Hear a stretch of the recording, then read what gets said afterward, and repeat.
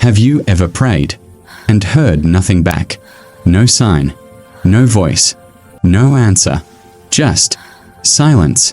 Tonight, I want to tell you about a moment in the Bible when God stopped answering and then changed everything. If you've ever felt ignored by God, this story was written for you. Her name was Hannah, and she prayed for years.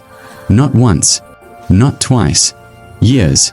Every time she went to the house of God, she asked for the same thing: a child, a future, a reason to hope.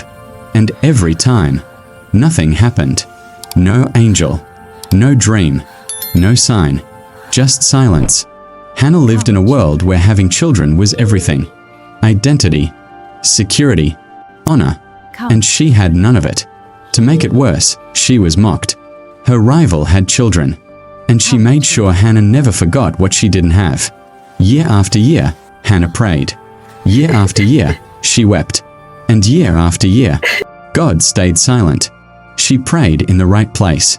She prayed to the right God. She prayed with the right desire. And still, nothing.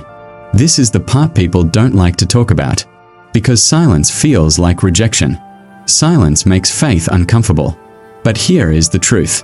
God's silence does not mean God's absence. The Bible says the silence was intentional. One day, Hannah reached her breaking point. She went to the temple again.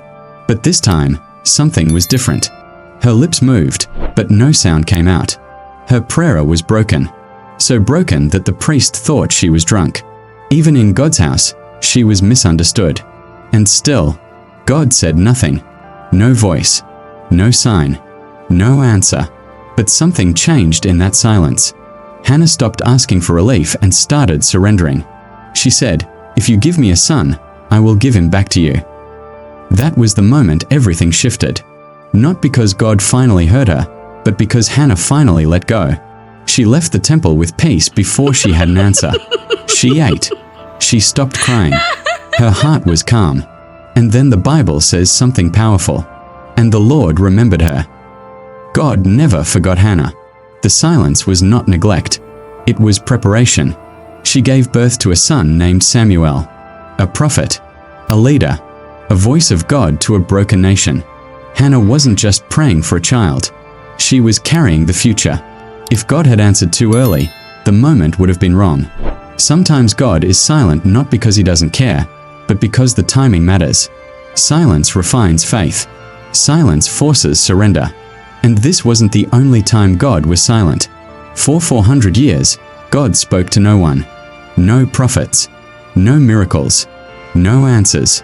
Then, in the silence, Jesus was born. The greatest answer came after the longest silence. So if God is silent right now, don't walk away. Silence is not the end. Sometimes, it's the moment just before God changes everything. If this spoke to you, please like, comment, and subscribe. It truly means a lot.